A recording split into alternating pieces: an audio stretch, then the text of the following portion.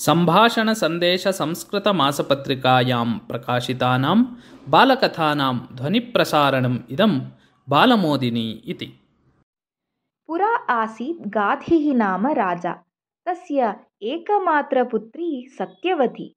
सा अपूर्वसुन्दरी इति सर्वत्र वार्ता प्रसृता आसीत्। एकदा अटव्यां सखीभिः सह अटन्ती सत्यवती रुचिकनाम्नः कस्यचन भृगुकुलमुनेः दृष्टिपथमागता।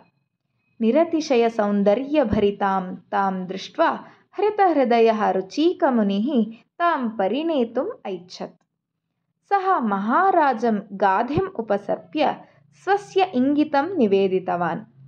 मुनेः अपेक्षां श्रुत्वा राजा विस्मितः। मुनये पुत्रीं दातुं राजा तु न इष्टवान्। सः अचिन्तयत्, अयं मुनिः तु अरण्यवासी। राजकन्या मम पुत्री वने मुनिना एतेन सह कथं जीवनं कुर्यात्? परन्तु मुनेः अस्य याचनं तिरस्कर्तुं तु न प्रभवामि। बाह्यावलोकनतः एव ज्ञायते यत् एषः मुनिः सामान्यः इति। अतः अस्मै असाध्यं कार्यं दास्यामि इति। ततः सः मुनिम् उक्तवान्, अस्माकं कुशिकानां कुले काचित् विशिष्टा वरपरीक्षा पद्धतिः वर्तते।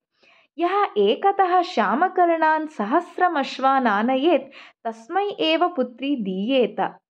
यदि भवान् तादृशान् अश्वान् आनयेत् तर्हि निश्चयेन पुत्री भवते दास्यते इति। मुनिः राज्ञः अभिप्रायम् अवगतवान्। सः वरुणदेवं तोषयितुं तपः अकरोत्। तस्य तपसा सन्तुष्टः वरुणदेवः मुनेः पुरतः आविर्भूतः। मुनिना स्वस्य तपसः उद्देशम् उक्त्वा एकतः श्यामकर्णाः 1,000 अश्वाः याचिताः। वरुणदेवः तस्य याचनं पुरस्कृत्य एकतः श्यामकर्णान् 1,000 अश्वान् तस्मै दत्तवान्। ततः रुचिकमुनिः एकतः श्यामकर्णान् तान् 1,000 अश्वान् आनीय राज्ञे दत्तवान्।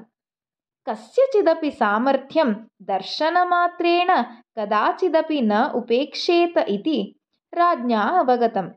वचनबद्धेन तेन मुनये पुत्री दातव्या अभवत्। ततः रुचिकसत्यवत्योः विवाहः यथाविधि सम्पन्नः। राजप्रासादे प्रवृद्धा सत्यवती वने कष्टं यथा न अनुभवेत्, सन्तोषेण यथा तिष्ठेत्, तथा तां प्रीत्या पालितवान् मुनिः रुचिकः।